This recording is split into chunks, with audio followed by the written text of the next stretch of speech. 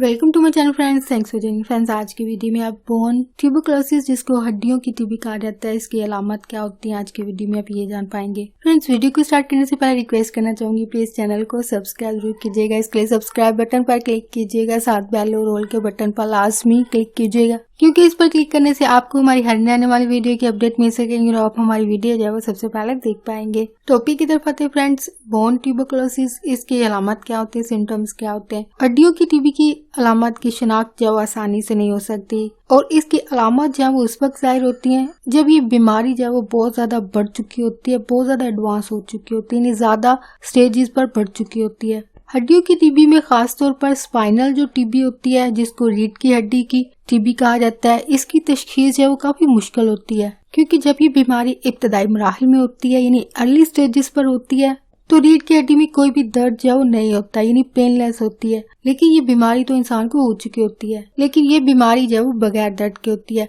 और इंसान में इसकी कोई अलामत भी जाहिर नहीं होती है। और जब तक इस बीमारी के इंसान में तशखीस होती है, ये डायग्नोज होती है, तब तक इसकी अलामत जो है वो बहुत बढ़ चुकी होती है। अलामत जो होती है वो एडवांस हो चुकी होती है, शिद्दत इख्तियार कर चुकी होती है। इसके अलावा इंसान को हड्डियों की टीबी तो हो चुकी होती है और इंसान को पता भी नहीं चलता कि बीमारी उसको हो चुकी है, लेकिन इसकी कुछ अलामत है। अगर आप में ये जाहिर होती हैं तो आपको चेकअप लाजमी करवाना चाहिए। अलामत ये होंगी, कमर में शदीद दर्द, सीवियर बैक पेन होगी, सूजन होना, स्वेलिंग होना, हड्डियों में अकड़न या सख्ती होना और इसके अलावा फोड़े होना। इसके अलावा जब हड्डियों की टीबी ज्यादा एडवांस हो जाए तो इसकी कुछ खतरनाक किस्म की अलामत जो जाहिर होती हैं वो ये हैं, या इसकी वजह से मजीद कौन सी बीमारियां जो पैदा हो सकती हैं। सबसे पहली कंडीशन जो है वो न्यूरोलॉजिकल कॉम्प्लिकेशंस है, यानी असाबी निजाम में मसाइल जो वो पैदा हो जाते हैं।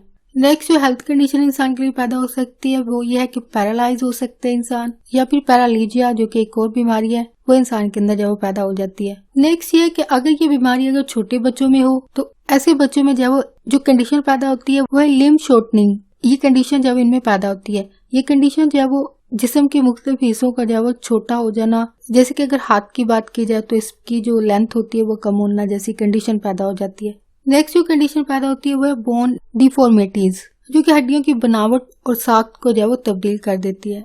ये एक ऐसी कंडीशन है जिसमें हड्डियों की बनावट और साख्त जो है वो चेंज हो जाती है, तब्दील हो जाती है। नेक्स्ट ये है कि हड्डियों की टीबी वाले मरीज में भी नॉर्मल फेफड़ों वाली टीबी की अलामत जो है वो जाहिर भी हो सकती हैं और नहीं भी जाहिर हो सकती हैं।